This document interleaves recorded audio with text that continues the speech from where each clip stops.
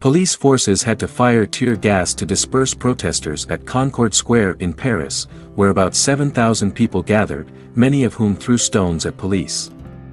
In addition to the capital Paris, in many other places across France, protesters also gathered to protest against the pension reform program.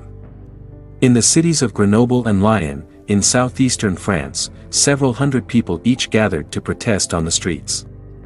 Another protest also took place in the city of Lille, northern France.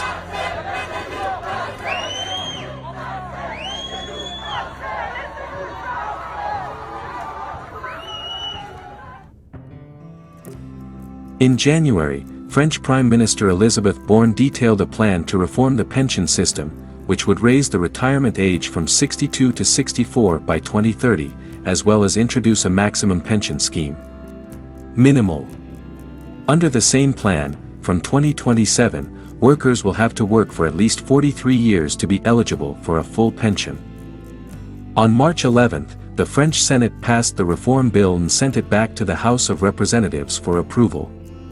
However, Prime Minister Borne on March 16 used a special provision in the Constitution to pass the bill in the House of Commons without a vote of MPs.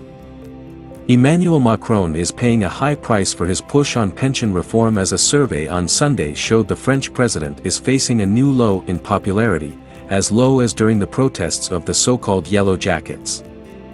You have to go back to the end of the Yellow Jackets crisis in early 2019 to find comparable levels of unpopularity, writes Le Journal du Dimanche commenting the survey. The outlet also stresses that dissatisfaction with Macron crosses all categories, the younger generations as well as the blue and white-collar workers. I am very angry with what is happening. As a French citizen, I feel cheated. In this democracy, such a law should have passed in a vote in Parliament, said Laure Cardelia, a 55-year-old teacher.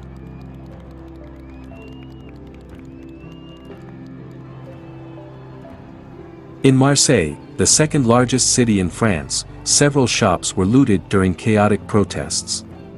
In the cities of Nantes, Rennes and Lyon, clashes also broke out between protesters and security forces.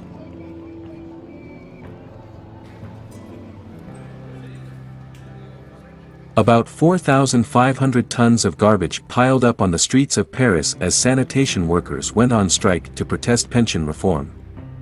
Paris officials said on March 10 that about 800 tons of garbage were gathered on the streets every day, hindering pedestrian movement. For nearly a week, garbage collectors went on strike to protest retirement reform. This is seriously affecting the catering business, complained Michael, manager of the Bouillon Chartier restaurant in Paris. He said just outside the restaurant front is a pile of uncollected garbage piled up on the sidewalk.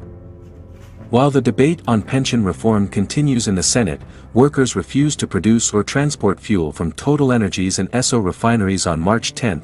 Depots of liquefied natural gas, LNG, have also been disrupted, with delivery capacity in some warehouses reduced to a minimum. Air transport has also been affected, with flights at the capital's main airports down 20 to 30% in recent days.